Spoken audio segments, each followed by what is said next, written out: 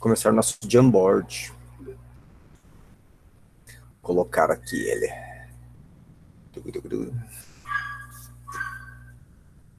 Meu cachorro veio aqui. Me levei um susto.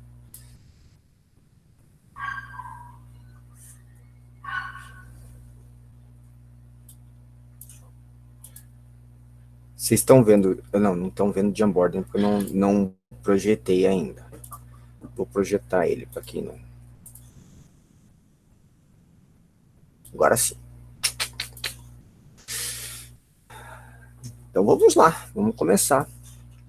Previously in Cursep. Eu falo esse previously porque eu adoro aquele... Já assistiram aquele... Vocês gostam de ficção científica? Eu gosto. Seriado, tem um seriado na Netflix chamado Star Trek Discovery. Daí sempre que eu assisto, daí tem o Previously in Star Trek Discovery. Daí dá certinho, ó, Previously in Cursep Discovery. Discovery que é descoberta, ó, faz todo sentido isso. Daí eu fiquei pensando nessa situação. Aí a gente viu meninas na última aula e eu parei mostrando esse gráfico para vocês. Lembram disso? Lembram desse grafiquinho Sim. aí? Que eu falei de quantidade, do número de enzimas é limitado, aquela coisa era toda. Daí eu falei que tinha mais dois gráficos para a gente trabalhar. Então eu vou trabalhar esses dois gráficos, um sobre temperatura e outro sobre pH. Todo mundo lembra o que é pH? Hein? É coisa tipo ácido básico, coisa assim? Isso mesmo, exatamente. pH tem a ver com ácido básico. Que isso tudo isso acaba influenciando no funcionamento das enzimas. Tudo acaba influenciando. Não estou achando o gráfico que eu quero. Deixa eu procurar no outro Google. O Google original. As enzimas são influenciadas diretamente, tanto pelo pH quanto pela temperatura. E isso faz uma diferença enorme. E eu vou dizer uma coisa para vocês. Em algum vestibular que vocês fizerem, ou no Enem, por exemplo, vai cair um gráfico desses aqui. Então eu vou primeiro aqui mostrar em relação à temperatura, funcionamento, que eu coloquei os fatores, né? Coloquei lá quantidade, substrato e enzima, temperatura e a ideia de pH. Então veja só, velocidade da reação é a quantidade de produto que é formado por minuto, tá? Então o gráfico aqui está mostrando a temperatura aqui em X e em Y a velocidade da reação. Quanto mais para cima, mais produto é formado por minuto, quanto mais para baixo, menos, quanto mais no X aqui, quanto mais para direita, fiquei pensando um pouco para o lado, tá? Para a direita, maior a temperatura. E aqui mostra duas situações interessantes. Eu vou falar só só da situação humana. Olha só, nesse caso aqui, eu acho até tá um pouco demais para cá, tá? Mas eu vou entortar um pouco a minha reta aqui para dar certo, tá? Mas o gráfico aqui, ó, tá mostrando que nesse ponto aqui, ó, por que eu vou entortar um pouco? Porque senão vai dar em 40. 40 graus não é uma temperatura boa para gente. A nossa temperatura boa de funcionamento é 36 graus e meio, mais ou menos. Certo? Eles quiseram fazer aqui em torno de 40 graus e acabaram colocando muito ali. O que eu quero dizer? Neste ponto aqui, ó, neste ponto aqui, as nossas enzimas, o que está em lilás aqui, seriam as enzimas humanas, isso aqui é o que a gente chama de ponto ótimo de funcionamento da enzima. Nesse ponto, tipo, as enzimas estão bombando, estão trabalhando no melhor delas, produzindo o máximo possível. Só que olha só, quando a temperatura aumenta ou quando a temperatura diminui, tem uma queda na produção. Então não importa, pode ser subir ou descer a temperatura. Descer, decai um pouco menos, mais devagar, vamos dizer assim, mas decai. E subir a temperatura decai bem rápido, certo?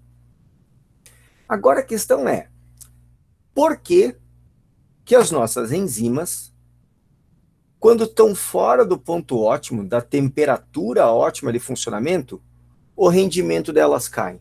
Por que que a velocidade de reação diminui? Por que que a quantidade de produto formado diminui? E essa é uma pergunta que eu estou fazendo para vocês. Por quê? Por quê? Por quê? Ó, por quê? Ah, eu Hein? acho que é quando a gente vai fazer alguma coisa, assim, a gente faz tanto, tanto, quando chega assim no limite, a gente cansa, daí vai, tipo, diminui, assim, o processo, vai, cansa. Será que é isso?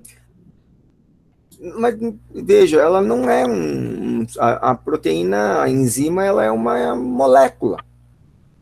É meio que assim, ou ela trabalha ou ela não trabalha. E daí Ah, aumentar ou diminuir, e veja, tanto aumentar quanto diminuir a temperatura, dos dois lados, cai. ah, faz sentido. Então me diga alguém mais tenta. Alguém mais tenta. Vamos, gente.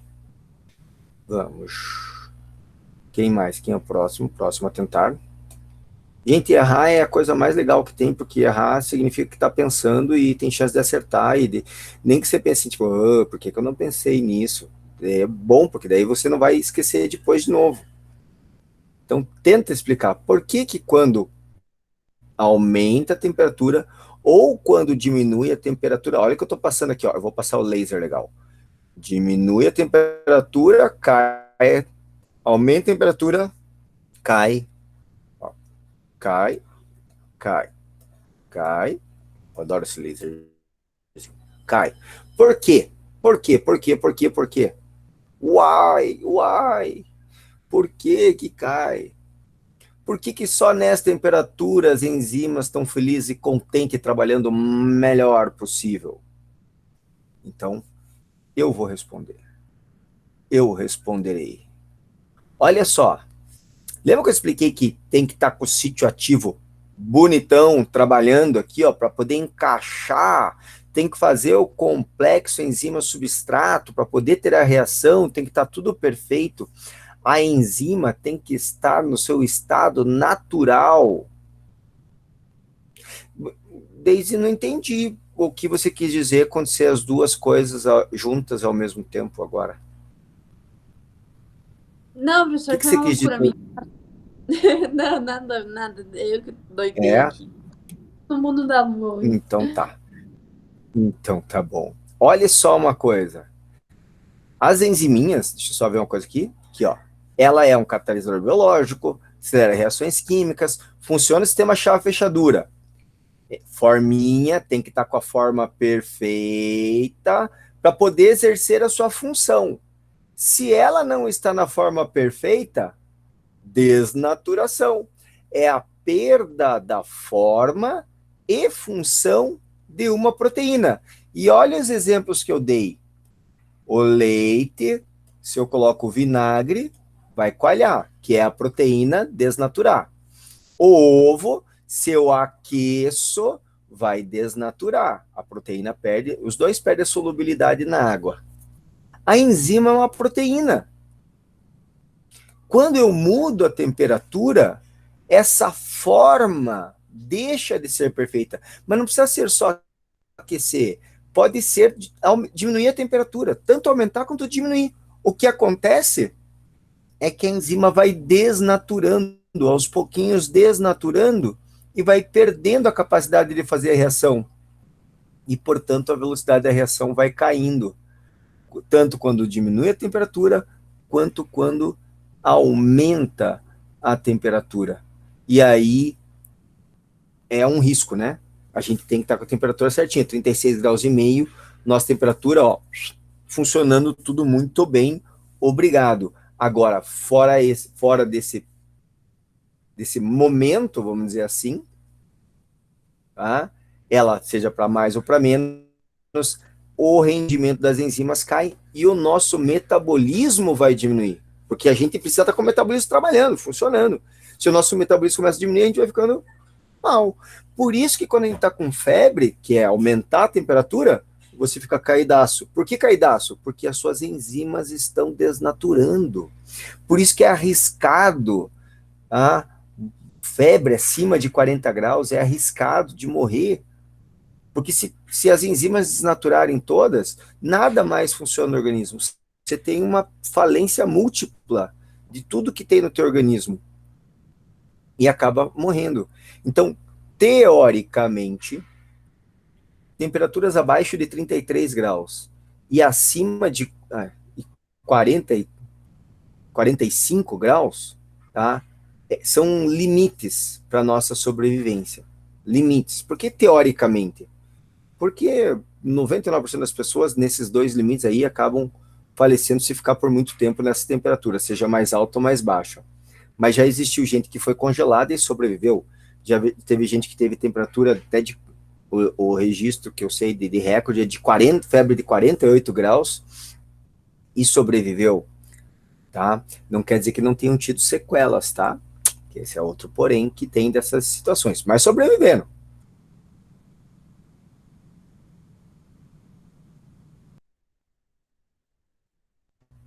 Tem algumas bactérias, na verdade, não são nem bactérias, eu vou arrumar aqui. Vou apagar aqui bactérias. Vocês, não sei se já aprenderam ou vão aprender com o Eugênio, né? É isso, né? Nossa, me fugiu o nome dele. O outro professor de biologia. Acho Eu que ia é falar Eugênio, Inácio, sim. que já foi uma vez Inácio. Eugênio, professor Eugênio, tá gravado ainda, eu esqueci o nome dele, que vergonha. As árqueas, que eram chamadas também de arqueobactéria antigamente. Existem algumas árqueas que são procariontes, não são bactérias, são árqueas mesmo, chamada extremófilas, elas vivem em lagos que ficam em boca de vulcão, a temperatura de 80 graus. 80 graus, elas conseguem sobreviver lá, nós estaríamos mortinhos lá. E essa é a temperatura que elas gostam. É onde as enzimas delas trabalham melhor. Você veja que na temperatura que a gente vive bem, ó, elas morrem, porque as enzimas delas desnaturam. Mas se aumentar muito, as enzimas também desnaturam. Então, tem um limite bem restrito de sobrevivência aqui, em termos de temperatura, tá? De temperatura. Bem importante. Veja que interessante isso aqui, ó. Quer ver uma questão assim, ó, que se fizesse no vestibular, pegava todo mundo de jeito? Imagine se perguntasse para você a seguinte pergunta. Por que que o jacaré, o lagarto, durante uma manhã, antes de começar suas atividades, tem que ficar tomando banho de sol? Hã? Se perguntasse isso para você, o que você responderia?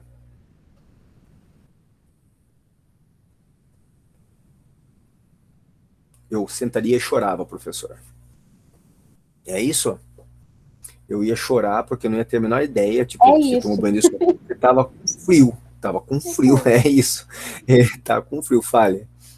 Não tem a ver Pode com falar, eles Ju. não conseguirem ficar com a temperatura muito tempo? Tipo, eles precisam ficar no sol para elevar, porque eles demoram a baixar? Exato. Na verdade, eles são animais que a gente fala, entre aspas, de sangue frio, né? Que significa que eles não controlam a temperatura deles como a nossa. A gente mantém a nossa temperatura em torno de 36 graus e meio, que é a temperatura que as nossas enzimas gostam.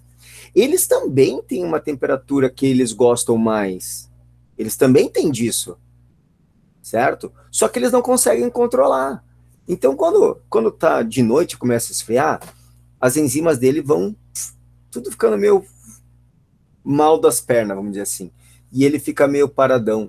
Dependendo se está muito frio, você pode encontrar uma cobra, um jacaré, um lagarto, tá parado lá no frio, Você pode ir lá, mexer nela, ela não vai nem se mexer, parece que está morta.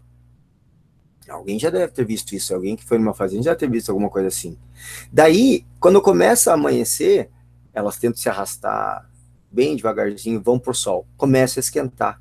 E elas vão esquentando até a hora que o corpo pega uma temperatura aonde as enzimas atingem o ponto ótimo. E aí elas vão fazer as atividades dela. Se elas ficarem muito no sol, passa desse ponto ótimo. Então é muito comum também você ver lagarto, jacaré, cobra, no dia muito quente, ficar na sombra para esfriar o corpo, para poder atingir a temperatura ótima. Então eles não são que nem a gente. A gente tenta dar conta da nossa temperatura sozinho. Se tá frio demais, a gente treme. Para quê? Para gerar calor para a gente, para não deixar a nossa temperatura baixar. Se tá calor, desculpe, se tá frio demais, a gente treme para gerar calor para a gente não passar, não diminuir a temperatura corporal. Se tá calor demais, a gente sua para perder calor e manter a temperatura mais ou menos constante. Eles não conseguem fazer isso. Então, ora, se ele precisa esquentar, ele vai para o sol. Se ele precisa esfriar, ele vai para a sombra. Então, a resposta dessa, por que esses répteis têm que ir no sol para começar suas atividades? Para poder atingir o ponto ótimo das suas enzimas e o seu metabolismo funcionar corretamente. É essa a resposta. Fala a verdade. Depois, lógico que depois que eu falei, tudo fica mais fácil porque eu acabei de falar. Mas não é uma resposta relativamente simples de se dar? Lógico que tem que ter o conhecimento. Mas uma vez que eu acabei de passar o gráfico aqui, ó, de temperatura, imagina que tá frio, a temperatura do corpo dele tá aqui. Então ele fica lá para atingir a temperatura boa lá. Cada espécie, essa temperatura é diferente, tá? Cada espécie é diferente. Mas, professor, por que quando a pessoa está com muita febre, às vezes fica se tremendo e sentindo frio com calafrios? Por causa do sistema nervoso daí, Emily. Porque a temperatura dela, ela está muito quente. Vamos lá. Eu vou explicar com a física. Vou dar aula de física. Não existe frio, né? Só existe calor, certo? Então a gente pode dizer assim, ó, que a nossa sensação de frio e calor, a nossa sensação, tá, que não é uma coisa da física, ela está relacionada à perda de calor. Nós sempre estamos perdendo calor para o ambiente. Sempre estamos. A diferença é que, às vezes, a gente perde muito, às vezes a gente perde pouco, tá? Quando a temperatura passa de 36 graus, aí é o momento que você pode ganhar calor. E é por isso que quando tem temperaturas acima de 36 graus, normalmente as pessoas vão para algum lugar mais fresco, porque senão elas já entram já vão começar a ganhar calor do ambiente externo. Isso aí é um problema gravíssimo, bem complicado de se lidar. Então, por isso que a gente tem que acaba desidratando muito rápido, que sua demais para tentar perder a temperatura e tudo mais. Mas dentro do normal, a gente perde. Quando a gente tem febre, a nossa temperatura aumenta muito, de tal modo que a nossa perda de calor para o ambiente também aumenta, também vai aumentar. E isso vai dar uma sensação de frio para a gente. Por isso que dá o calafrio. Essa é a situação. Entendeu, Emily? A lógica? Nossa temperatura aumentou, a perda de calor é maior. Quanto maior a sensação de perda de calor, mais sentir frio a gente tem. Quanto menor a sensação de perda de calor, mais calor a gente sente. Essa é a lógica. Beleza? Por isso que a gente fica lá. E tem uma coisa, a gente treme, na verdade, Emily, para gerar mais calor. É o nosso organismo tentando gerar mais calor para o nosso corpo. Então, professor, mas isso é bom ou é ruim? Isso é bom ou é ruim? Então, eu vou explicar com outro gráfico que está mais coerente a temperatura, conforme a nossa temperatura. Olhem só esse gráfico aqui, só da temperatura dos humanos, tá? Então, aqui está mais coerentezinho, com 36 graus, mais próximo de 36 graus e meio. Aqui é a nossa temperatura, nosso ponto ótimo, tá? Então vai dar aqui mais um pouquinho na metade aqui, um pouquinho mais da metade. Então, digamos aqui é o nosso 36 graus e meio.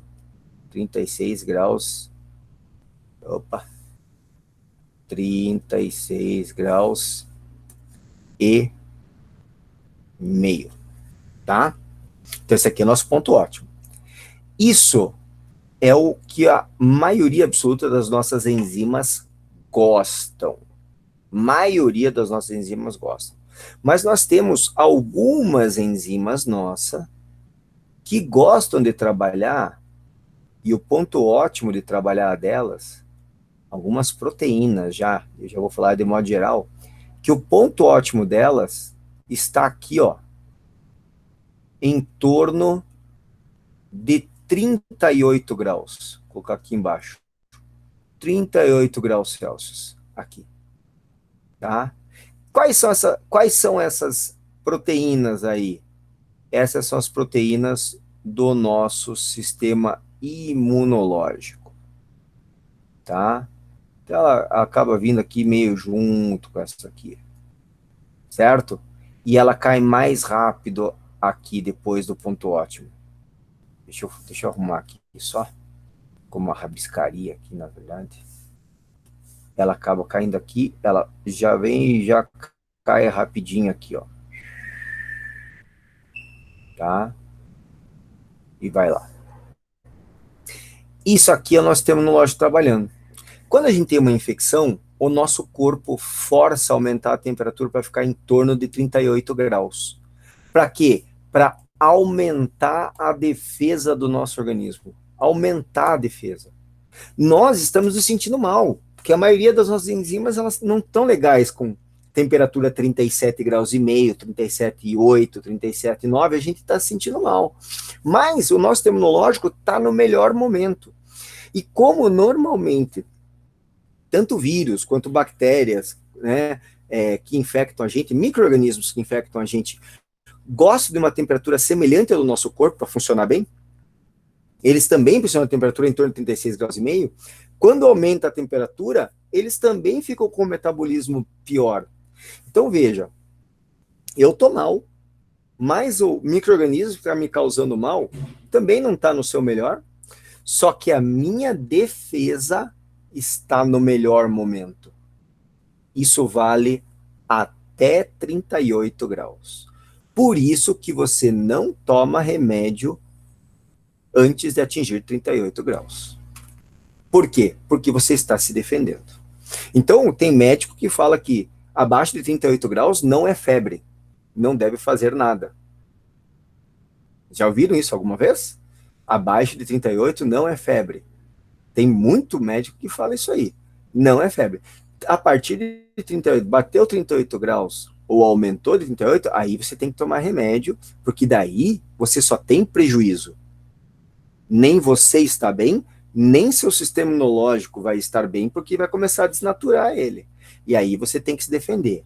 Então, professor, mas eu estou lá, estou me sentindo mal, e está chegando perto de 38, mas eu não gosto de tomar remédio. Então o segredo é, chegou perto de 38 graus, toma um banho. E fica medindo a temperatura de 15 em 15 minutos, mais ou menos, para ver. Se passar de 38, aí é bom tomar um remédio, porque aí pode te causar problemas. Se o banho não der conta de manter a tua temperatura em níveis bons, aí tem que tomar remédio. Aí não tem muita saída, não. Com crianças, funciona do mesmo jeito. É a mesma coisa. A única coisa que eu aconselho como pai é que criança é bom que ela durma, né? Então, à noite, por exemplo, antes de dormir, aí dá um remedinho, mesmo que esteja abaixo de 38. Para quê? Para a criança poder dormir, né? Poder a criança dormir, papai dormir, mamãe dormir, acorda todo mundo mais feliz, certo? Agora, fora isso, durante o dia, deixa. Ah, tá com 37,8, 15 minutos depois, 37,8, meia hora depois, 37,8. Deixa que a criança tá ruim, tá chorandinho, a gente tá mal, beleza. Mas o sistema imunológico está se defendendo. Tá de boa se defendendo ali. Então fica lá descansando, fica de cama, né, uma roupa leve, não fica muito coberta para não aumentar a temperatura rápido e deixa rolar a febre. Entenderam? Tranquilo com isso aqui?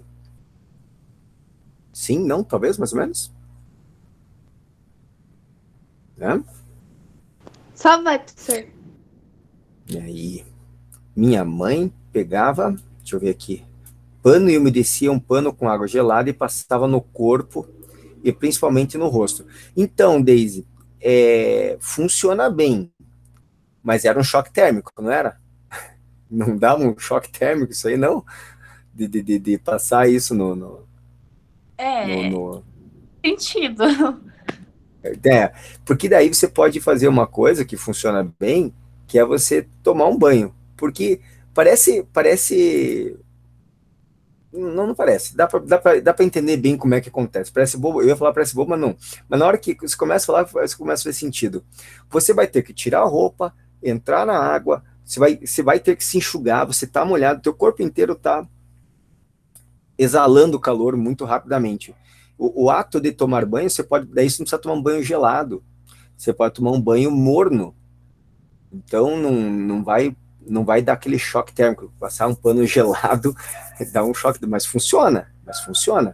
Porque tem casos extremos, tá? Que colocam a pessoa numa banheira de gelo para esfriar a pessoa, mas é um caso ultra extremo, né? Isso aí é médico que faz em hospital, isso não se faz em casa. Isso acaba matando a pessoa ali também de hipotermia daí, no caso. Mas funciona, o pano funciona bem, tá? Mas eu acho que não era tão. Eu não lembro. Mas eu acho que não era tão gelado, assim. Era só pra. É só para umedecer. Mas, aham. É que você colocou ali, umedecia um pano com água gelada. Eu pensei gelada é gelada. Gelada dá um... Né? Se você tá com o corpo quentão, você coloca um pano gelado, dá aquele choque já, né? Verdade. Dá um choquezão. Mas eu não duvido. Deixa eu pegar aqui agora de pH.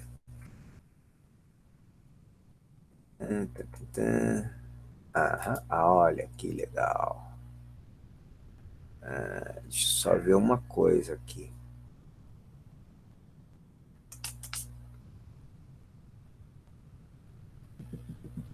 Não, essa tá meio exagerado. Vocês não estão vendo o que eu tô fazendo, eu fico falando, parece um louco falando sozinho. Aqui, deixa eu achar uma aqui.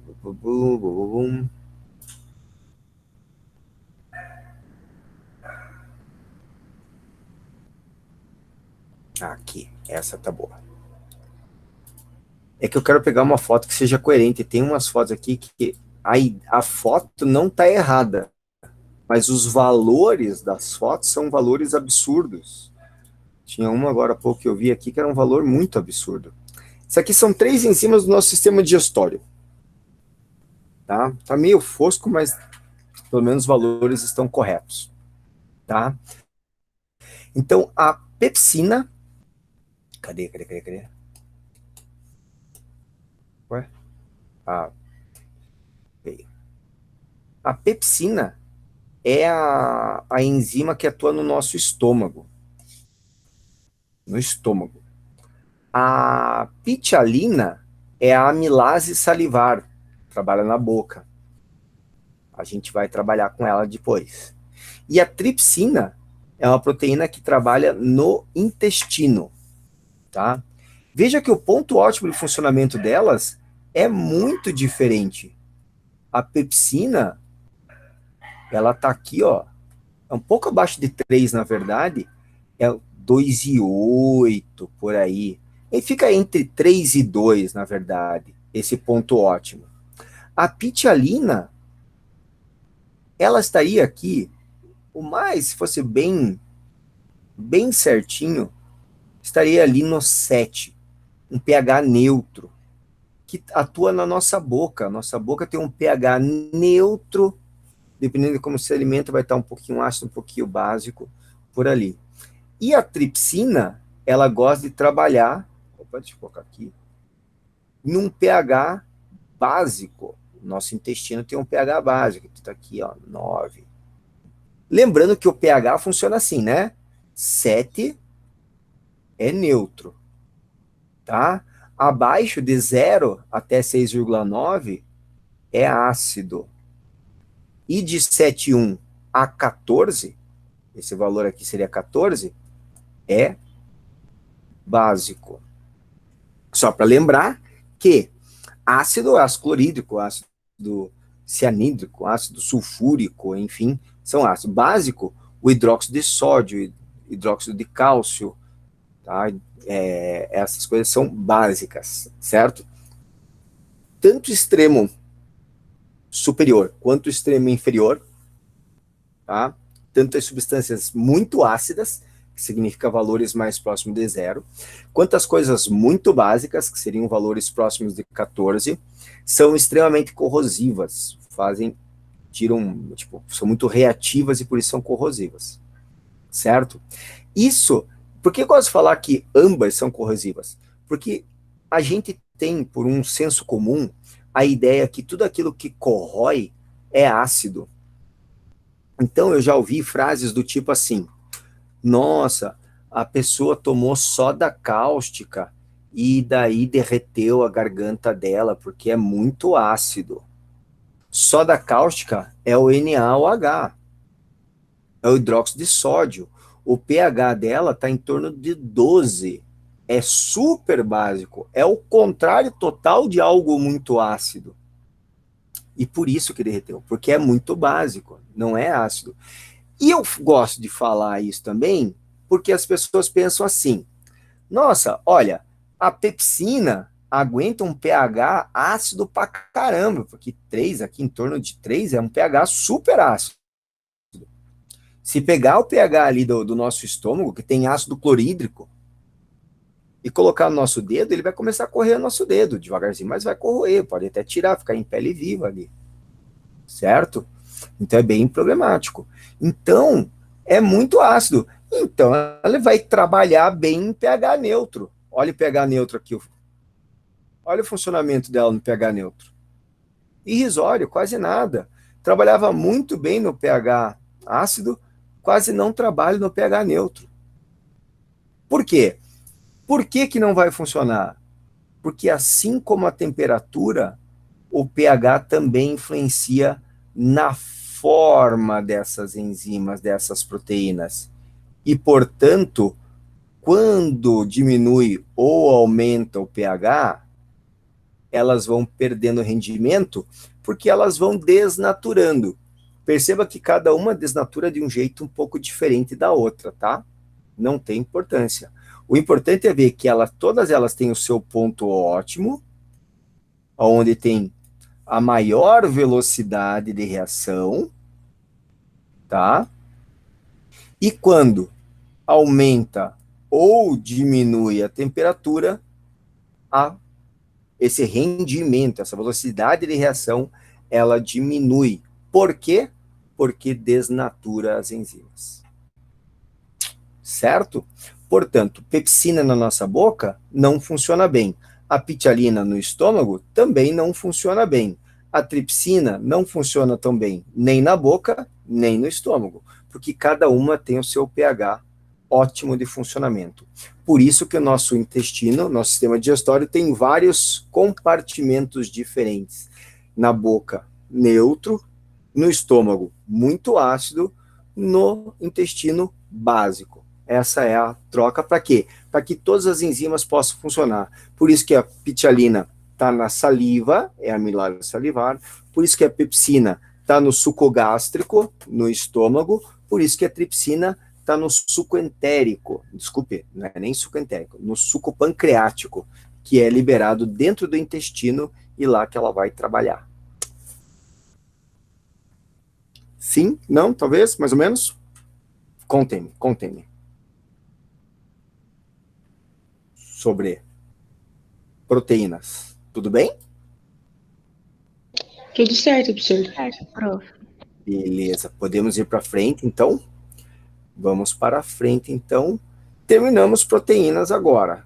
E agora nós vamos trabalhar carboidratos. E alguma menina pensou assim, eu odeio os carboidratos. Não odeio os carboidratos. Eles não têm culpa de ser. Eles são importantes, muito importantes para a gente. O problema é a nossa cultura de comer doce. Não, o problema não é o carboidrato. O problema é o bis que a gente não consegue parar de comer, ou a batata frita que a gente não consegue parar de comer, porque é tudo carboidrato. Tá? O bis ainda tem gordura também. Mas a batata frita basicamente é só carboidrato. Só, mas a batata frita é salgada. Sim, é salgada. E é quase só carboidrato. Então, a gente vai trabalhar carboidrato. É a nossa maior fonte de energia. Tá? Não podemos esquecer disso. Maior. Vamos colocar maior, vou colocar primeira. É a opção primeira de toda a célula. Tá? Primeira opção. Opção energética das células. Das células. Então, nosso cérebro, por exemplo, adora carboidrato. Precisa de carboidrato, gente. Como é que você vai pensar direito se o seu cérebro não tá bem alimentado, né? Então, tem que ter. A questão é ter carboidrato de boa qualidade. A gente vai trabalhar sobre isso. E comer de forma coerente, né? Esses carboidratos. Esse é o mais importante. Os carboidratos, a gente vai dividir ele em 3 tipos. A gente chama genericamente carboidratos. Antigamente, chamava até de hidratos de carbono. O que significa carboidrato ou hidratos de carbono? Seriam carbono, o elemento carbono, hidratado. Hidratado significa com água. Tá? Essa é a ideia. Certo? Então a gente chama genericamente carboidrato, a gente divide nos mais simples, que são os monossacarídeos. Por que monossacarídeo? Sacarídeos significa carboidrato também, significa açúcar. Se não me engano, em grego, significa açúcar. Tá? Então, em vez de um título carboidrato, pode vir escrito sacarídeo. Pode vir escrito sacarídeo.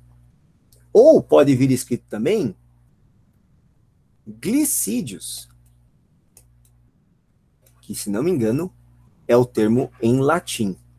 Eu posso estar invertendo, sacarídeo ser latim e glicídio ser grego. Eu sei que cada um é de uma das línguas mortas, que não existem mais. Aí, outro que a gente vai estudar são os disacarídeos. Perceba que mono significa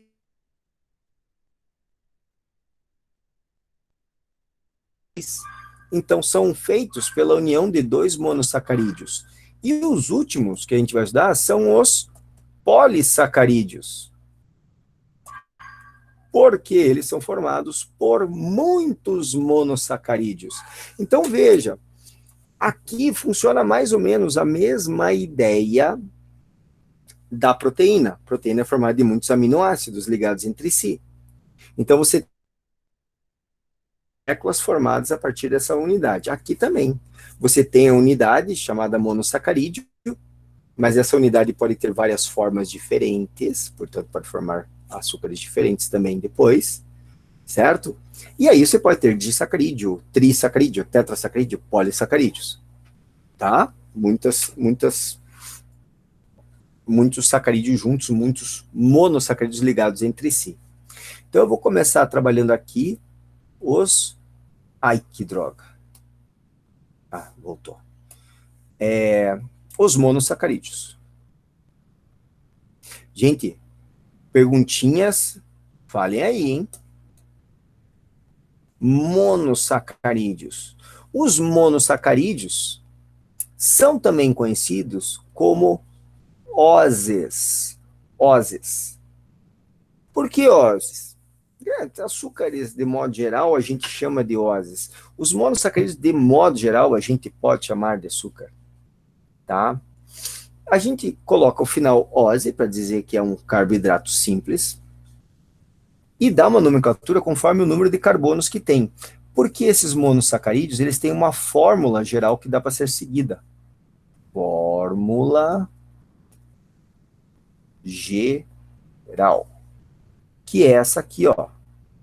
CnH2O, água, N.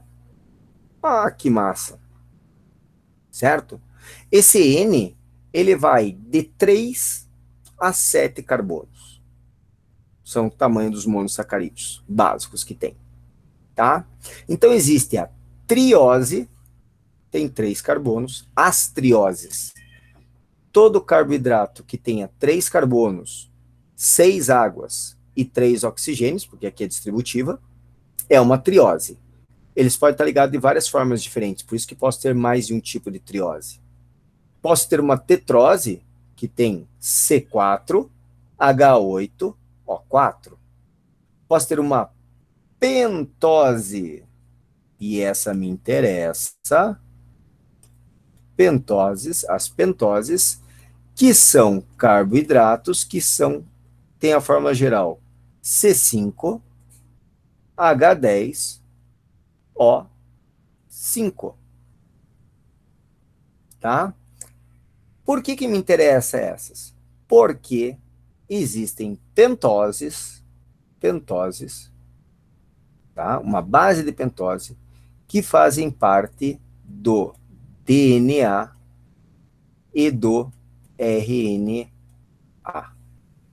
Lá, quando eu falar de DNA e RNA, eu vou falar, lembra lá nos monossacarídeos que eu falei que tinham as pentoses que eram importantes para formar DNA e RNA? Então, aqui está ela.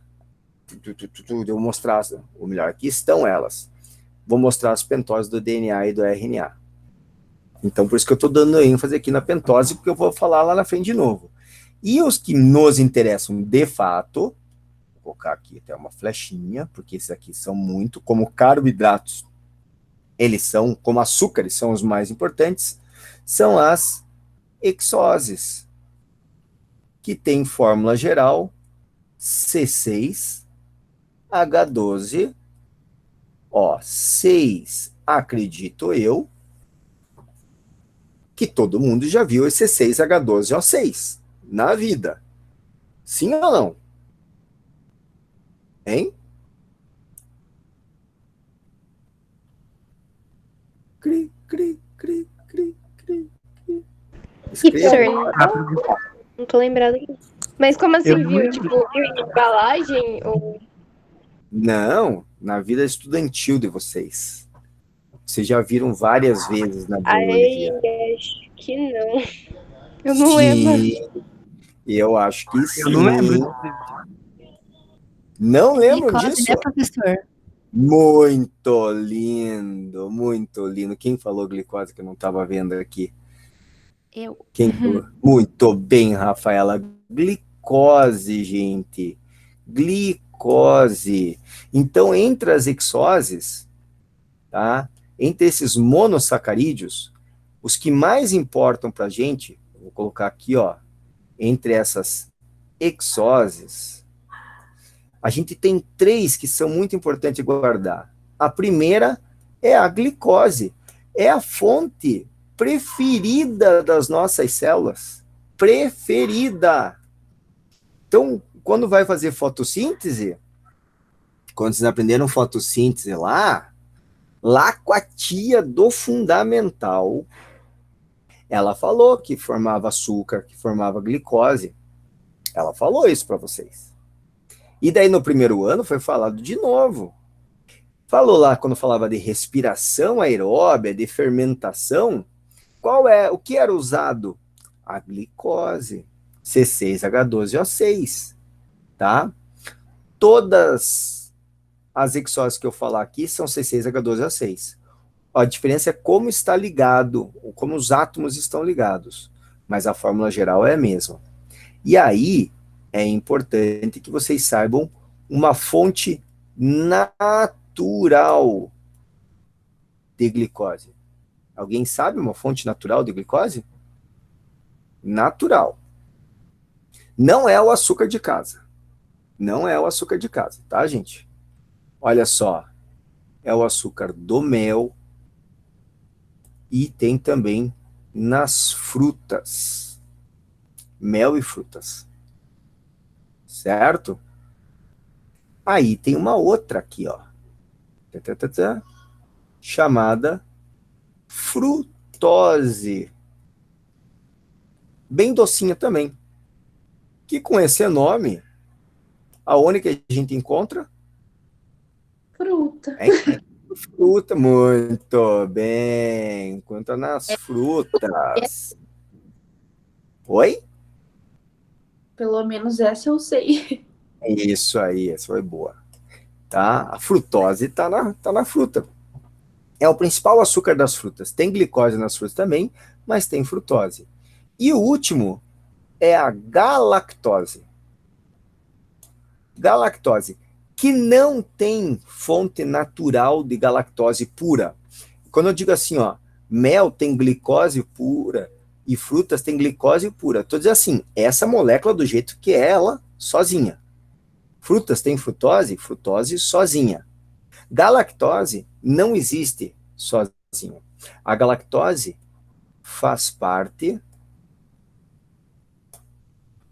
do açúcar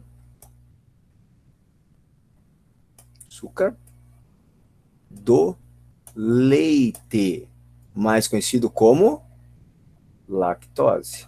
Então já estou dando um spoiler aí. Estou dando um spoilerzinho aí. Certo? E aí estão as nossas hexoses, importantíssimas, importantíssimas. Elas porque são a base de tudo, né? E aí terminamos nossos monossacarídeos. Vamos para os disacarídeos.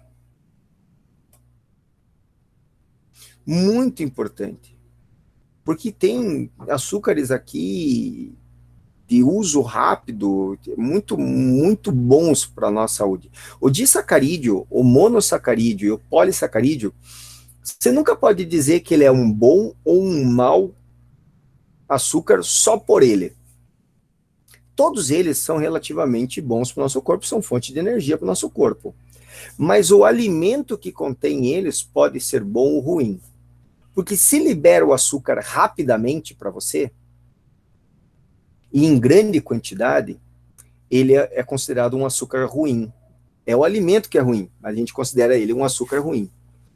Se ele libera aos pouquinhos, e com outras coisas, com fibra, coisa assim, que a absorção seja mais lenta, aí é considerado um bom carboidrato para a gente.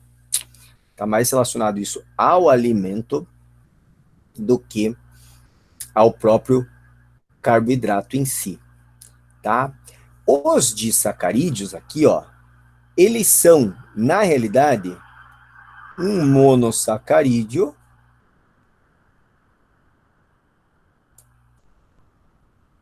ligado em outro monossacarídeo. Então, em tese, existem zilhões de possibilidades de disacarídeos diferentes, ligar vários tipos diferentes, uma hexose, numa triose, triose, numa pentose, tetrose. Na prática, não tem tanto assim. E com importância para a gente, são só alguns. Essa ligação aqui, ó, essa ligação, a gente chama de ligação glicosídica. Glicosídica. E, de modo geral, você pode dizer que você vai seguir a fórmula aqui, ó, CN, H2O, N, menos uma água. Porque toda vez que ocorre a ligação glicosídica, se perde uma água. Se perde uma água. Então, você sempre tem que tirar uma água dessa história aí. Tá? Então, quando se fala lá de disacarídeos, os que mais interessam para a gente são exatamente os disacarídeos feitos de hexose, tá? Então, vou colocar aqui, ó, derivados de hexoses. Eles que me interessam. A fórmula geral, olha aqui, ó, CN. Se eu estou pegando duas hexoses, porque eu estou dizendo aqui que é um monossacarídeo mais outro monossacarídeo, eu vou falar que eu estou trabalhando com, em vez de 6, eu estou trabalhando com 12 carbonos a partir de agora. Só que se eu fosse usar a fórmula geral do monossacarídeo, seriam 12, 24 e 12 oxigênios. Mas daí você tem que fazer menos uma água. Menos 2, então aqui 12, 22 e aqui, ó, 11. Continua sendo carbono hidratado, só que está com uma água a menos do que tinham os monossacarídeos. Entenderam o que eu fiz aqui, gente? Sim ou não? Conseguiram entender o que eu fiz aqui? Pode explicar de novo, professor? Eu não entendi muito bem. Posso. Eu vou mostrar para vocês. Quando eu vou montar um disacarídeo derivado de uma hexose, eu estou pegando uma hexose, C6, depois eu apago isso aqui, H12O6, e vou ligar em outra hexose, C6, H12O6. Vou ligar esses dois. E vou fazer uma molécula só. Só que quando eu faço essa ligação aqui, ó, eu vou ligar esses dois, eu vou perder uma molécula de água aqui. É uma síntese por desidratação. Vai sair uma água nessa ligação. Então, veja, C6 mais C6, C12. H12 mais H12, H24. Mas olha aqui, ó, tá perdendo 2 hidrogênios aqui. Então fica H22. O6 mais O6, O12. Mas está perdendo um O aqui com essa água. Então fica O11 aqui. Ah, tá. Agora eu entendi. Entendeu? Eu vou deixar aí. Não vou Não, vou apagar. Vou apagar porque depois eu quero falar dos... Não, vou ter que abrir um outro diâmetro por causa do polissacarídeo de qualquer jeito, eu vou deixar aí. E quais são esses disacarídeos tão importantes para a gente? Tá? Então, quais são esses disacarídeos? São aqui, ó. O primeiro deles é a sacarose. A sacarose, ela é feita de uma glicose que se ligou em uma frutose. E qual a fonte principal? As fontes principais de sacarose. A principal fonte é a cana de açúcar. Esse é o nosso açúcar do açucareiro de casa. Tá? Tem países que não têm cana de açúcar. Ou eles importam cana de açúcar, porque vai ser mais barato do que produzir na terra deles, ou eles produzem a partir da beterraba. Tá? Dá para produzir a partir da batata, a sacarose, só que ele vai ter que usar enzimas para quebrar um polissacarídeo que tem na batata, que é o amido depois. A beterraba tem sacarose de verdade, por isso que beterraba é docinha. Tá? Para quem come beterraba. Eu lembro de quando eu era criança que meu pai fazia eu comer beterraba, mas eu não gosto de comer beterraba hoje em dia, mas eu lembro que tinha gosto de uma mistura de terra com açúcar, né? Não sei se vocês têm essa impressão também. Mas ela é docinha porque ela tem sacarose. E ela é muito saudável, como, tá? Não liguem para a minha impressão. Podem comer, faz bem para a saúde. Certo? Sacarose, então, açúcar branco, tem na cana-de-açúcar. A outra é a maltose. Maltose. A maltose, ela é uma glicose ligada a outra glicose. Ó, que interessante. Glicose ligada à glicose. Desafio. Aonde que eu encontro a maltose? Tomar um gole d'água. Com esse nome aí. É tipo frutose isso.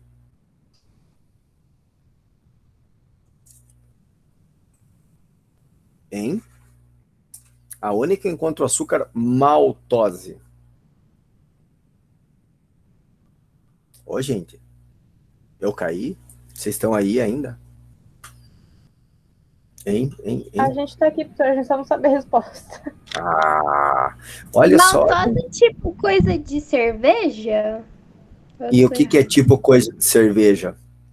Malte. Malte, mas é exatamente isso. Vocês sabem o que é o malte? Alguém já ouviu falar? Tipo, com certeza vocês vão ver assim, tem propaganda lá, duplo malte, 100% malte, coisa assim, puro malte, tá? O malte nada mais é do que um cereal germinado, tá? Cereal germinado. Você vai fazer cerveja vai ter lá, ou é cevada, que é um original, vamos dizer assim, mas pode ser de trigo, pode ser de arroz, pode ser de grãos, de qualquer tipo de cereal que pode ser utilizado, pode usar para fazer cerveja. Olha que legal isso aqui, gente. Por que se usa o malte? Ninguém sabia exatamente por que tinha que se usar o malte até se descobrir a função das enzimas, que a gente acabou de trabalhar. Tá? O cereal é uma sementinha que está cheia de açúcar para nutrir o embriãozinho da planta que está lá dentro, para ela começar a germinar. Só que lá na semente está na forma de amido, que é reserva, não dá para usar direto. Tá? Então tem que ser quebrado. Então, quando começa a germinar uma semente de algum cereal, ele começa a liberar uma enzima que quebra o amido e libera maltose para que o embriãozinho possa utilizar esse açúcar. E nesse momento, todo aquele açúcar começa a ser quebrado. O que eles fazem? Eles pegam esse cerealzinho, esse que eles passam, como começou, só está começando a germinar, eles passaram a chamar de malte, misturam com o fermento, tá? Trituram, misturam com o fermento e liberam açúcar para o fermento, para o fungo fermentar. Eles se utilizam disso aí para poder usar o açúcar do cereal, para poder fazer a fermentação e poder fazer cerveja. Por isso que precisa do malte lá. Não é legal isso? Professor, você sabe fazer cerveja? Não, eu só sei a teoria. Na prática, isso é muito mais difícil do que parece. Tá? Eu tenho pelo menos 3 amigos que fazem cerveja, dá um trabalho do cão de fazer, não é fácil não. Mas que eles usam malte, que a ideia é usar isso, é verdade. Quer ver uma coisa interessante, histórica? Quando os caras descobriram que o malte era essa enzima, teve alguns pesquisadores que foram lá e falaram assim, vamos ver como é que é essa enzima para quebrar açúcar e pegar açúcar, e vão aproveitar para fazer alguma coisa industrializada. Entre os produtos industrializados que eles inventaram, um deles foi o ovo maltine. Ovo maltine. Esse ovo não é de ovo de galinha, tá? Na verdade é de proteínas que eram colocadas lá. Mas o maltine era do malte que eles usavam para tirar açúcar e poder produzir aquele industrializado doce.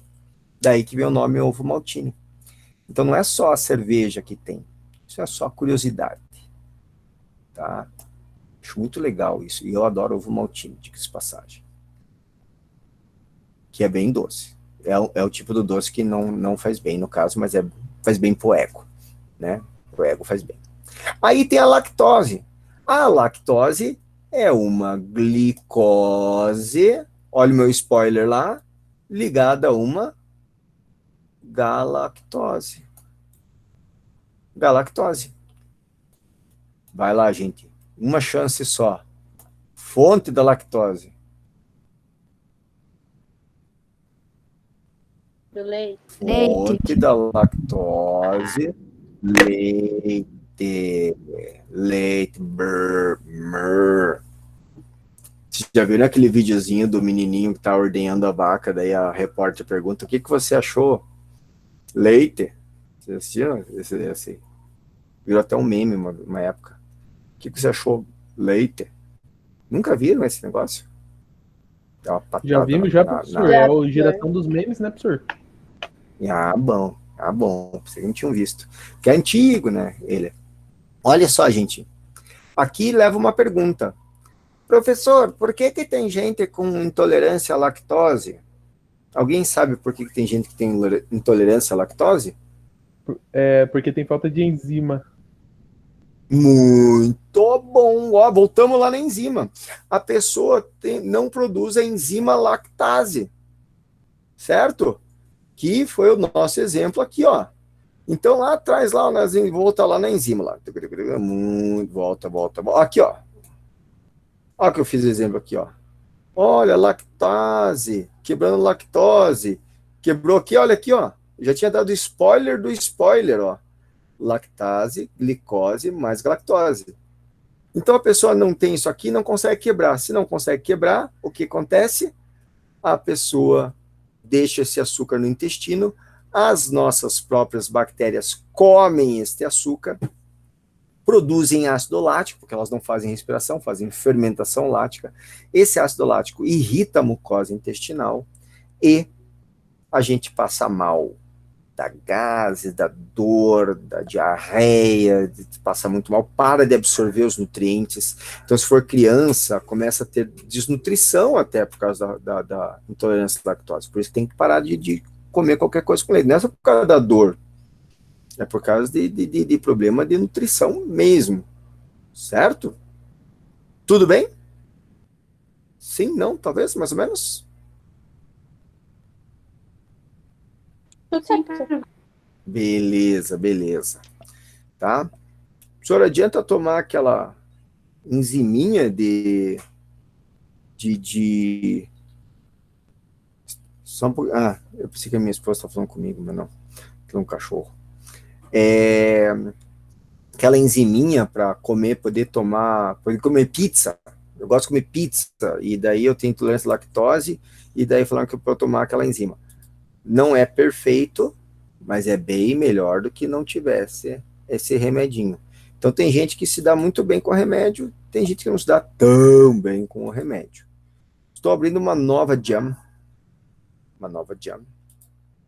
aqui, vai aparecer aí para vocês. Deixa eu ver uma coisa. Cevada. Nossa, gente, olha só, eu vou dizer uma coisa para vocês aqui. Eu não respondi um monte de coisa de mensagem porque não estava aparecendo para mim. TGS, que tem alguma coisa a ver com a cerveja, eu vi que a Amanda falou cereais, a Emily colocou cevada, a Júlia tinha colocado glicose? Eu não tinha visto. Sofremos. Isadora, você sofre de intolerância à lactose? E Brenda, você também? É isso? Sim. Sim, só O pior é que eu o fui meu não é tão descobrir forte. só quando eu tinha uns 13 anos de idade. Eu Você passei passou a a minha infância vida inteira? inteira. Aham. Todo dia de manhã eu tomava Nescau, porque eu sou amante de Nescau. Aí eu ia pro colégio e ficava, sabe, com a minha barriga, sabe, Aí eu Ronca. descobri esse ano. Vou falar ronca. Meu Descobriu Deus, como? coitada dele. Eu descobri esse ano, só que o meu não é tão forte. Só que eu passo mal de dor só. Tipo, muita dor na boca do estômago, sabe? Incha, dá todos os problemas. Uhum. É, pra mim Mas, também é isso. Foda. mas então, agora vocês sabem que tem aquela enziminha que você pode comprar e tomar quando Mas vocês ela quiserem é muito. tão cara. Às vezes eu prefiro Tem, ficar tem uma que é mais barata, diz que funciona não tão bem que nem a mais cara. Mas veja só, você compra, mas não é para usar sempre. Você vai continuar fazendo o negócio. Mas você vai ter um encontro de amigos e resolvem comer pizza. Você toma ela e vai lá, não vai deixar de comer, de sair com os amigos por causa dela, entendeu? É nesses momentos que vai fazer assim. Então você tem lá com tipo, ah, não, beleza, vamos fazer pizza, porque daí você não perde a oportunidade, né?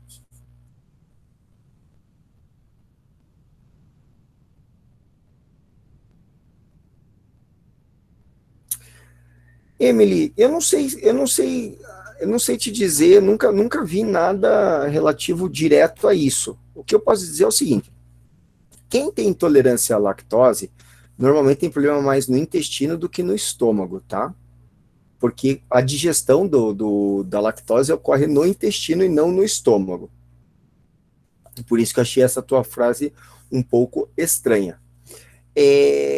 Pode dar refluxo, alguma coisa assim para o estômago?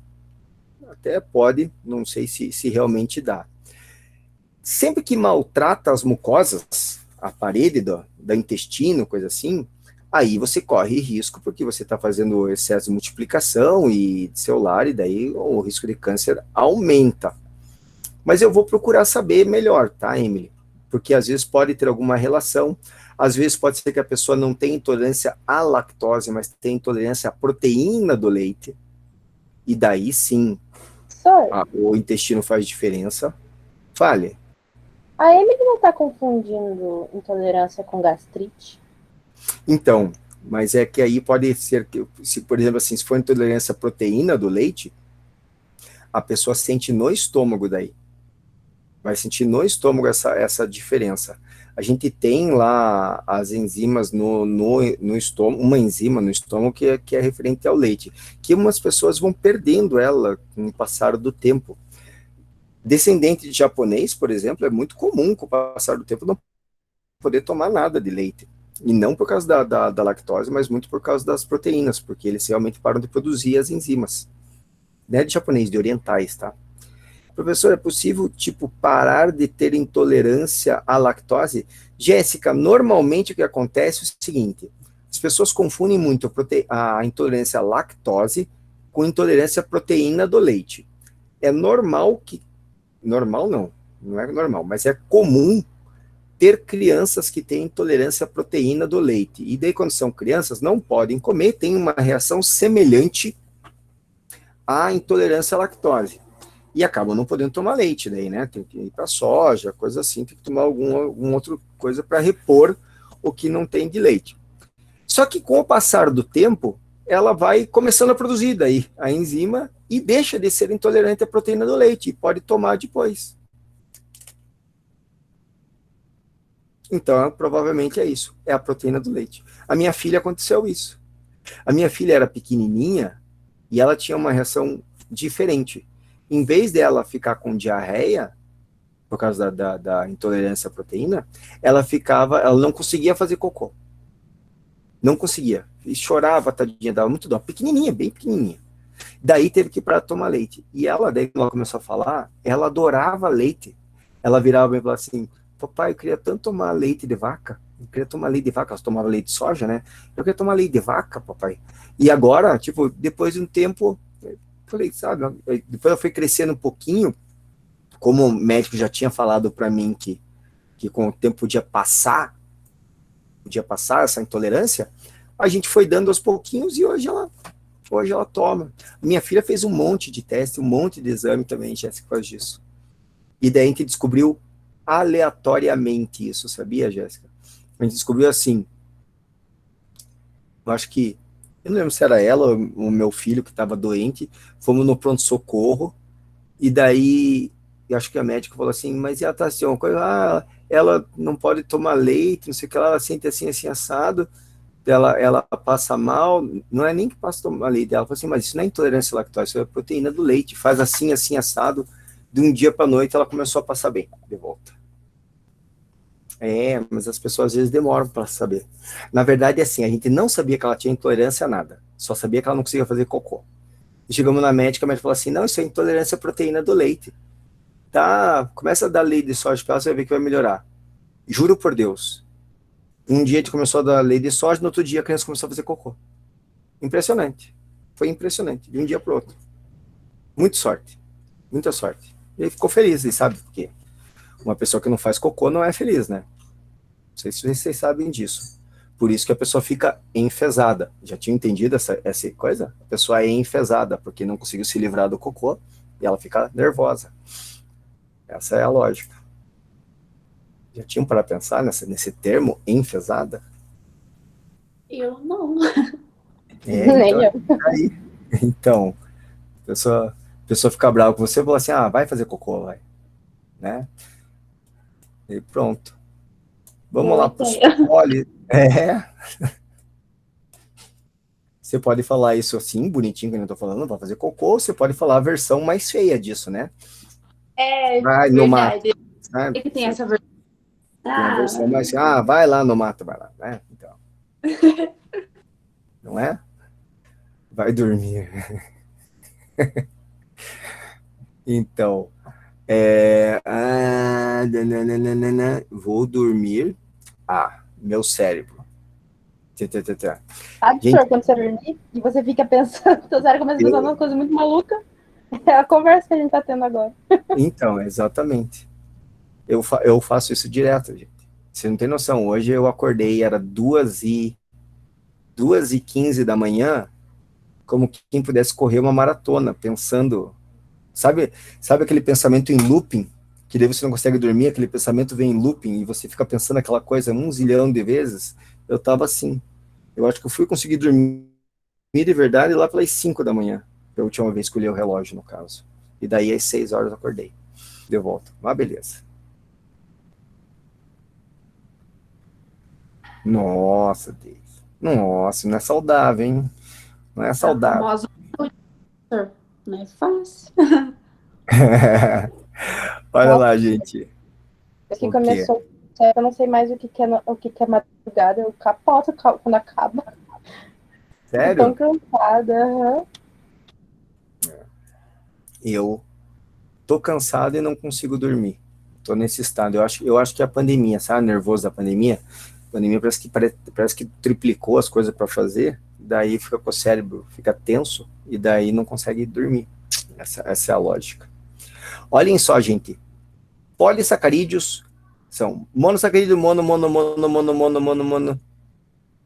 Mas aqui, gente, os que eu vou trabalhar com vocês podem ser centenas, milhares de monossacarídeos ligados.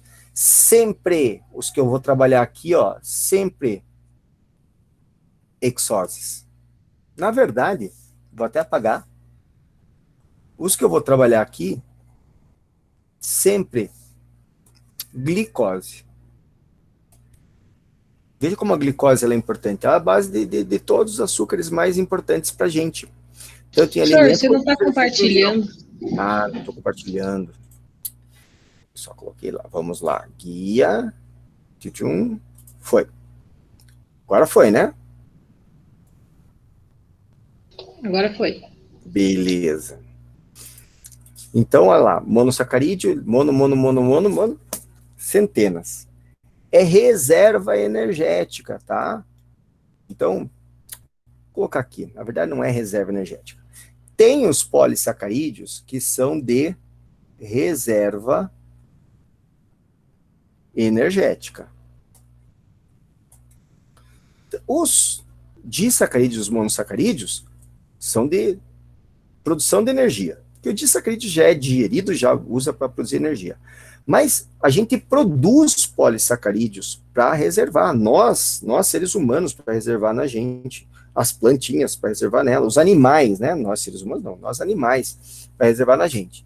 Então, gente, tem que saber isso aqui. Porque se pergunta tanto em vestibulares isso aqui. Um deles chamado glicogênio, que é reserva energética dos animais. Mas não só dos animais, também dos fungos. Certo? Também dos fungos. Nos animais, isso é reservado, fica principalmente nos músculos e no fígado. Músculos e fígado. Então, olha que interessante. Eu já vi uma questão no vestibular assim, que falava o seguinte, perguntava por que atletas de maratona e triatletas fazem uma dieta riquíssima em açúcares, carboidratos de modo geral, riquíssima, assim, absurdo. Comer travessas de macarrão, não pode ter muita proteína, pode ser com carne, só macarrão, pão, bolo, 2 ou 3 dias antes de uma prova, de correr uma prova. A ideia é ter uma quantidade enorme de açúcar, eles têm uma musculatura preparada e eles vão reservando carboidrato na forma de glicogênio, vão montando glicogênio. Um monte. Para quê? Para que na hora da prova eles tenham reserva energética para poder terminar essa prova com tranquilidade. Esse é o polissacarídeo aí, glicogênio, que é dos animais. Aí tem o amido. O amido, ele é dos vegetais. E algas também. Tá? Vou colocar aqui algas. Alguinhas também reservam amido. A maioria delas, pelo menos. Tá? Os vegetais reservam, pode estar no caule, pode estar na raiz, pode estar na semente, depende da situação. O amido também, todos eles são glicose ligado em glicose, glicose, glicose. Mas então qual a diferença entre um e outro?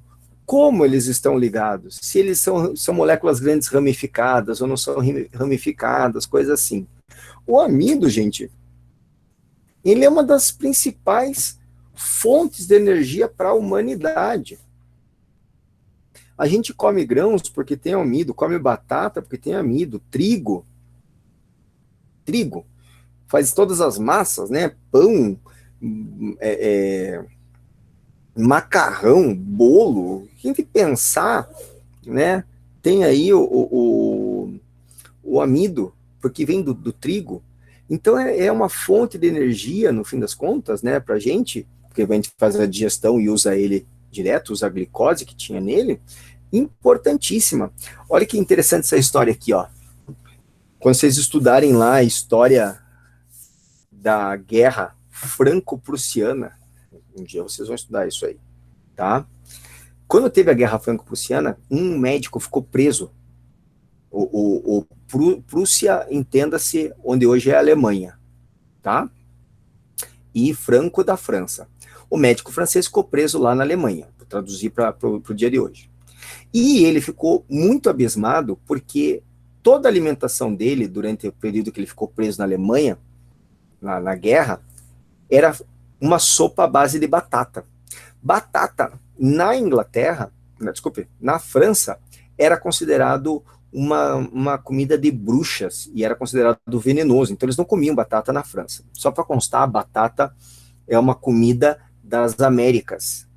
Então, enquanto os europeus não foram para as Américas, só depois de 1500, 1600 que a batata começou a chegar na Europa. Hoje, né, todo mundo come batata na Europa, mas na verdade é um alimento que é das Américas.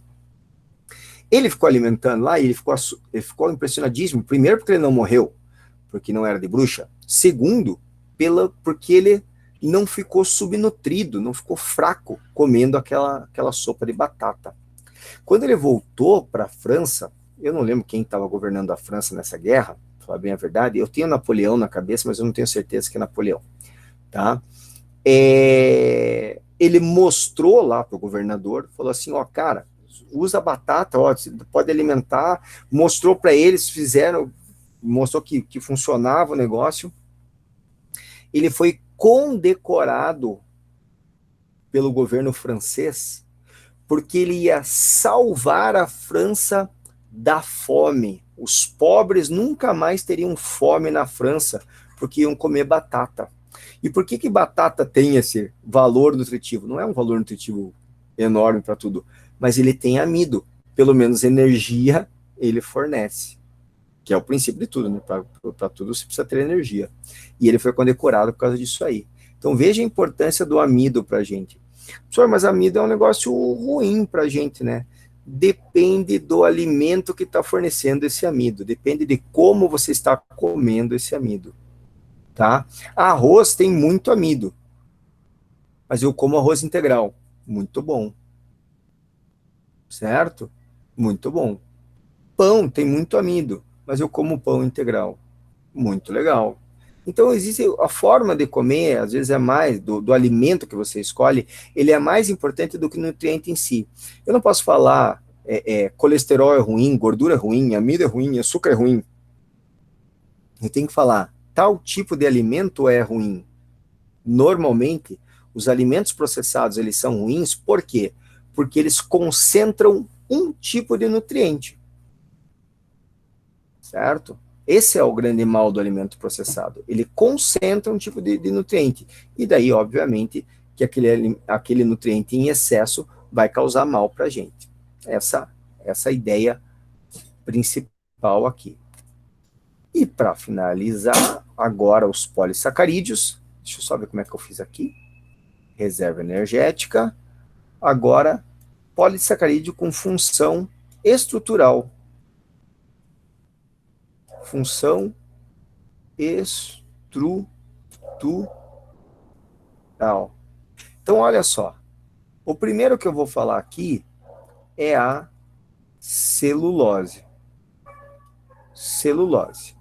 A celulose, gente, ela é a principal molécula da parede celular dos vegetais. Tá? Então, ele é que dá rigidez, a celulose que dá rigidez para a parede celular dos vegetais, dá aquela forma geométrica que vocês aprenderam lá no 9º ano da célula vegetal. Sempre tem uma forminha geométrica, porque é a parede celular de celulose que dá isso. Mas o mais importante para a gente é que a celulose é a principal, olha só isso aqui, ó, fibra alimentar. Fibra alimentar. Ah, professor, que interessante. E dá energia para a gente? Não. Nós não fazemos digestão da celulose. Certo? Presta bem atenção no que eu estou falando. Nós não fazemos digestão. Então, para que serve a fibra alimentar? A fibra alimentar, ela junta a água, ela se mistura com o alimento, né? Faz uma rede com o alimento, junta a água, mistura melhor, lembrei do carinha lá do TikTok agora, mistura o suco gástrico, o suco entérico, as enzimas que tem na saliva, em todos os lugares, mistura melhor, faz melhor a digestão, melhora a absorção dos nutrientes, tá? Tudo isso por causa da fibra alimentar. E no final, voltando ao assunto para pensar de madrugada, você faz um cocôzinho mais legal por causa da fibra alimentar. A fibra alimentar forma um bolo fecal mais fácil de ser jogado fora. Quem come bastante fibra alimentar, tem bastante fibra na sua alimentação, uma quantidade boa de fibra, se alimenta bem, tá? É aquela pessoa que faz aquele cocôzinho fantasminha. Conhece o cocôzinho fantasminha? Que é aquele que você sabe que você fez barulho, mas você olha, ele não está mais na água e ele não suja o papel higiênico depois. Esse é o cocô fantasminha. E isso acontece quando a fibra está perfeito no corpo. Pouquíssimas pessoas fazem isso, tá? E pouquíssimos momentos da nossa vida a gente faz isso. Mas tem gente que consegue. Tem gente que consegue. Tá? Então a fibra alimentar é bem... Quem não se alimenta com vegetais tem grande risco, não é pequeno não, tá, gente? Tem grande risco de ter câncer de intestino por causa da falta de fibra alimentar. O intestino sofre mais para fazer a digestão e daí pode causar esse tipo de problema. Fica uma dica aí para vocês. O senhor não gosta de vegetais, não come vegetais, então saiba que você está correndo risco, tá? Tem que saber isso aí. Quitina é o outro. Ia falar errado. O outro polissacarídeo com função estrutural. 2 locais que aparece a quitina. A parede celular dos fungos, dos funguinhos, e no exoesqueleto dos artrópodos. Lembram dos artrópodos? Os artrópodos seriam lá insetos, aranhas, caranguejos, esses bichos assim. Tá? Não é só lá que tem. Tem quitina também no no molusco, né, os dentinhos de quitina do molusco, que eu acho que foi aqui que alguém falou, uma vez? Não, foi numa outra sala que falaram. E eles também é rígido, também é da sustentação. O exoesqueleto do artrópode é o que você matou lá uma barata, fez crack, você quebrou o exoesqueleto dessa barata, tá? A parede celular do fungo, ela é pequenininha, a gente não sente, mas é o que dá sustentação ao fungo. Então, vamos lá. Você olha um cogumelo, o cogumelo não é o fungo propriamente, né? O cogumelo é só uma estrutura de reprodução do fungo, mas ele tem aquela forma rigidazinha, consegue ficar ereto lá, porque ele tem a parede celular. Não tem um esqueletinho, mas a parede celular de quitina dá sustentação para ele poder se manter ali em pé. Compreenderam? Sim, não, talvez, mais ou menos? Dúvidas, perguntinhas? Questionamento? Nada? Tranquilinho até aqui? Doutor, e o amido Oi. de milho? O amido de milho, o milho Ele- tem mas, muito amido. Mas ele faz mal também? Se você come o amido de milho, a maisena, né? Assim, uma comida que é basicamente só a base do amido de milho, é excesso de nutriente, sem dúvida nenhuma. Tanto quanto um pão, assim, por exemplo. Tá? Quando eu falo sempre assim, eu gosto de falar muito para as pessoas entenderem algumas coisas na realidade. Você vê esses regimes malucos de mulher, e vê mulher comendo, por exemplo, assim, bolacha de água e sal durante o regime. Vai tomar um chazinho, bolacha, água e sal. Tá? Só para vocês terem noção. E essa é a hora que vai bater desespero em alguma das meninas. Me falem se bateu desespero em você. Você já fez aquele regime que você ficou comendo bolachinhas, água e sal, ou alguma coisa semelhante a isso, para não comer pão? E aí eu vou te dizer, 4 bolachinhas, água e sal equivalem a um pão francês, em termos de amido e carboidratos em geral. 4 bolachinhas só. Certo? Professor, mas é igual tapioca, não é? A tapioca foi uma das maiores mentiras já contadas para a humanidade, né? Tipo assim, eu acho que os caras queriam vender tapioca e jogaram isso na imprensa, fake news total, e a galera comprou essa ideia. Certo?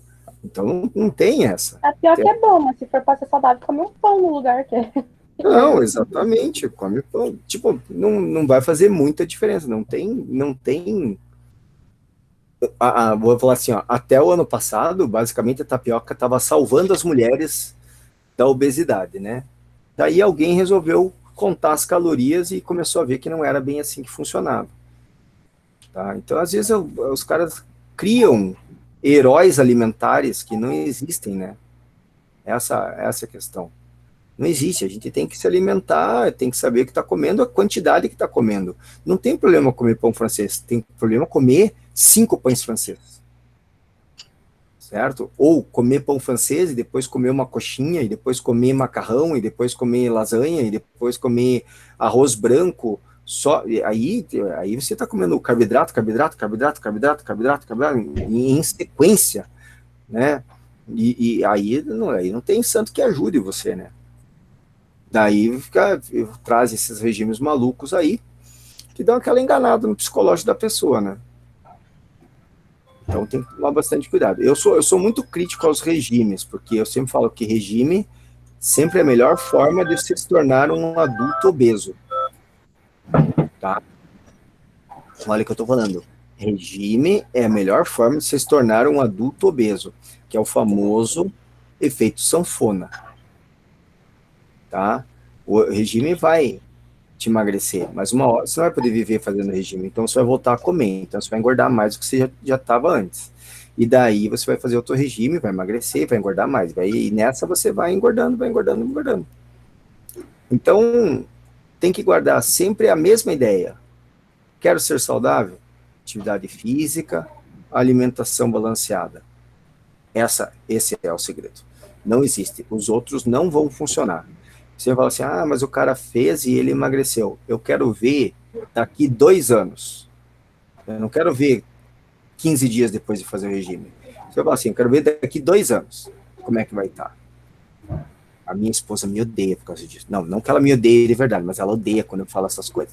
Fulano fez não sei o que lá, funcionou. Eu falei, quero ver daqui 2 anos. Ai, você é um chato. Eu falei, lógico, porque não adianta nada. Tipo, naquele momento vai estar bom. E depois? Como é que vai ficar? Certo? Essa é a visão que tem que ter de saúde da alimentação e da atividade física, né? Vamos colocar assim.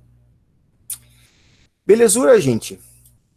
Pessoal, para finalizar, eu quero só começar rapidinho lipídios. Eu só quero definir lipídios para vocês. Porque os lipídios são um pouco diferentes de todas as outras moléculas orgânicas. Elas não têm uma unidade molecular. Na proteína eu tinha o aminoácido. No açúcar eu tinha o monossacarídeo. A gente vai ver que no DNA e RNA a gente tem os nucleotídeos. Lipídio não tem nada. Então, o que mantém essas moléculas unidas em um grupo de moléculas? Olha aqui, ó. São moléculas pouco solúveis ou insolúveis em água. Se são pouco solúveis ou insolúveis, elas com certeza são moléculas, pelo menos alguma parte dela, apolares. Apolares. Tudo bem? Com isso aqui? Sim, não, talvez, mais ou menos? Dúvidas? Dúvidas? Para a gente fechar a aula. Duvidinhas? Hein? Alguma duvidinha? Ah, eu Tudo certo? acredito que não. Não, Acho que Deise? sim. Legal. Então, eu vou parar a gravação. Deixa eu ver aqui uma coisinha. Parar a gravação aqui.